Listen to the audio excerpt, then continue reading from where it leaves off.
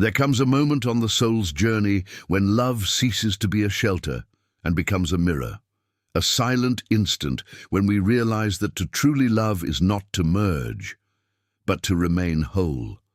Many call this loneliness, but Jung would call it individuation, the soul's call to return to its own center. For a long time, we believed that to love meant losing ourselves in another, dissolving our boundaries, giving everything, even what we didn't have.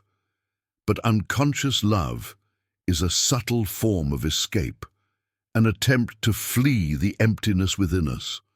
And it is in that very emptiness that awakening begins. When a woman awakens, she discovers that freedom and love are not opposites. They are expressions of the same consciousness. She comes to understand that being alone is not absence, but profound presence. Because only those who belong to themselves can truly share themselves.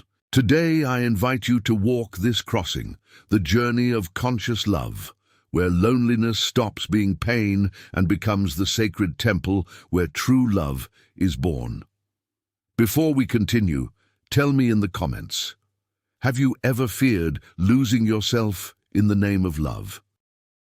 Chapter 1. The illusion of fusion. When loving means losing yourself. For centuries, we were taught that true love is when two become one.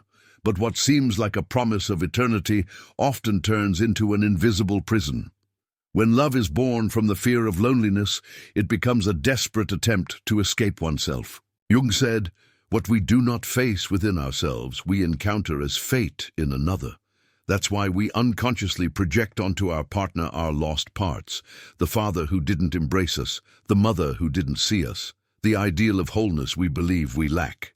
The other becomes both mirror and refuge, and we love not the real being, but the image we created of them. This is the illusion of fusion, the fantasy that love can dissolve all our wounds, but the soul does not long for dissolution. It longs for expansion.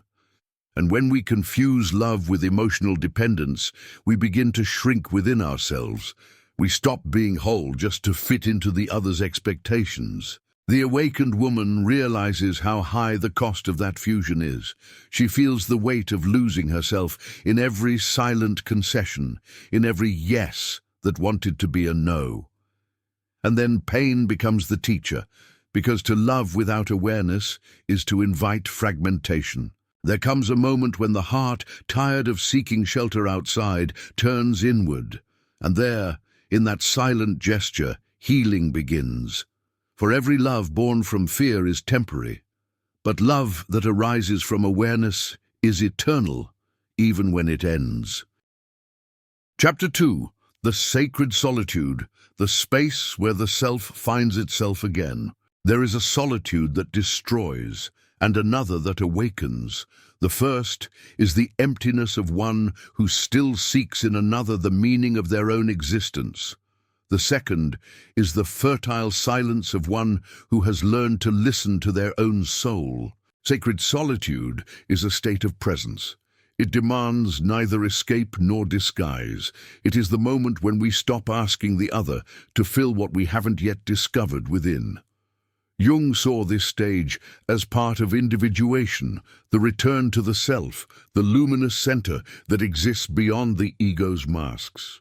At first, this solitude hurts. It hurts because the ego fears disappearing without the bonds that define it. But when we cross that fear, we discover a new kind of company, that of the soul itself. Silence becomes the teacher, and emptiness, alchemy. In this inner space, everything false dissolves, roles, needs, illusions of control.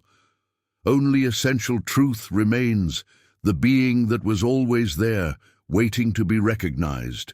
Take a deep breath for a moment and feel your own body. Close your eyes and imagine a circle of soft light around you. Inside it, nothing is missing. You are whole.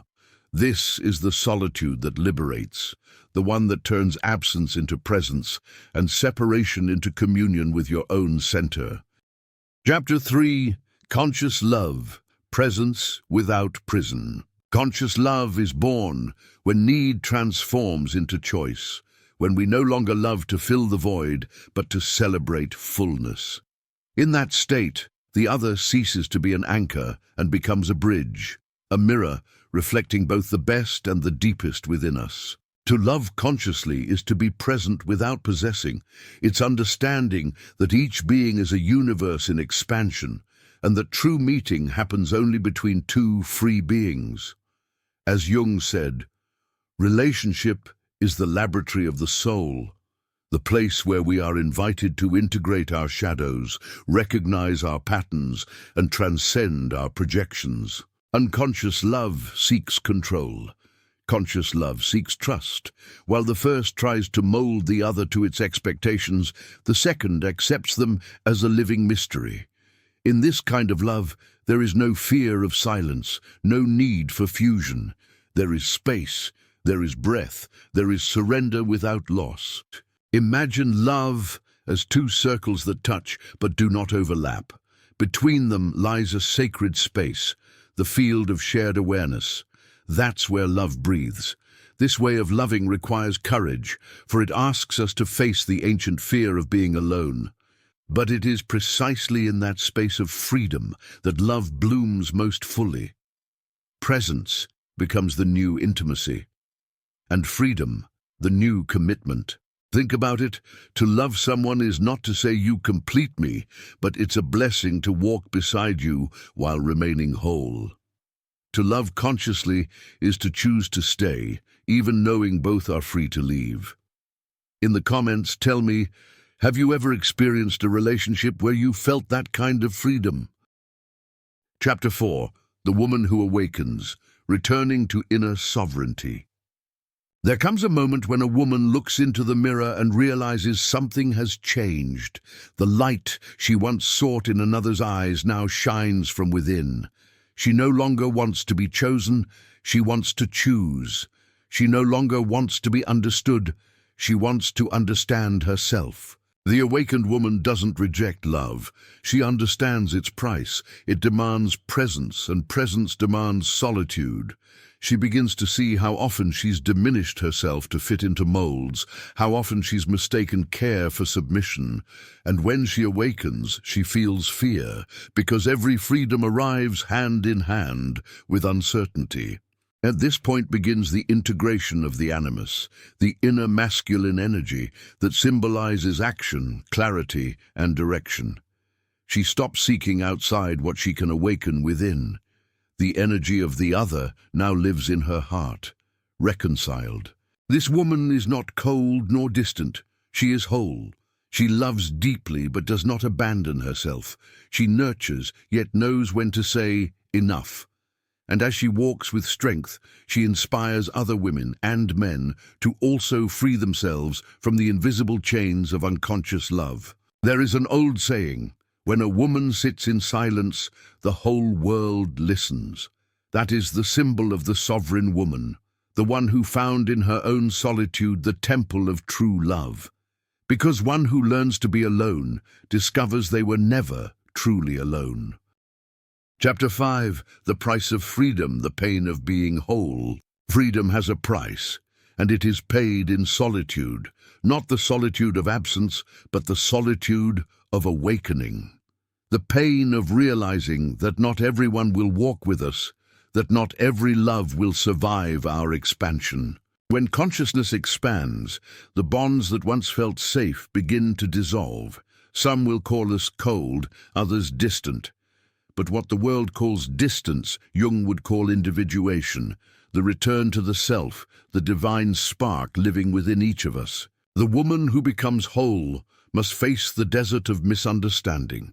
She misses old certainties, the loves that made her forget herself. But now she knows she can no longer betray her own soul in exchange for company, because every time she abandons her essence to be loved, the cost is too high. True love does not demand amputation. It is born from the courage to remain whole before another. To be free is to accept impermanence, to let go of what must leave, trusting that what is real will find its way back. This is the passage of the mature soul, losing to rediscover, dying to be reborn. An understanding that freedom, when it comes from the heart, doesn't separate. It unites us on another plane where there is no possession, only presence. If the pain of freedom frightens you, remember, it's the pain of the cocoon opening for flight. And no one flies without first saying goodbye to what kept them on the ground. Chapter 6. Between Love and the Infinite. Relationships that nourish the soul. When solitude becomes home, love stops being a need and becomes a celebration. At this point, relationships no longer confine us. They elevate us. We no longer seek someone to save us, but someone with whom we can grow. Conscious love is a dance between two autonomous universes. Each has its orbit, its rhythm, its light. And yet, there is a point where they meet, the space of the sacred shared. Jung said that every authentic relationship is an alchemy.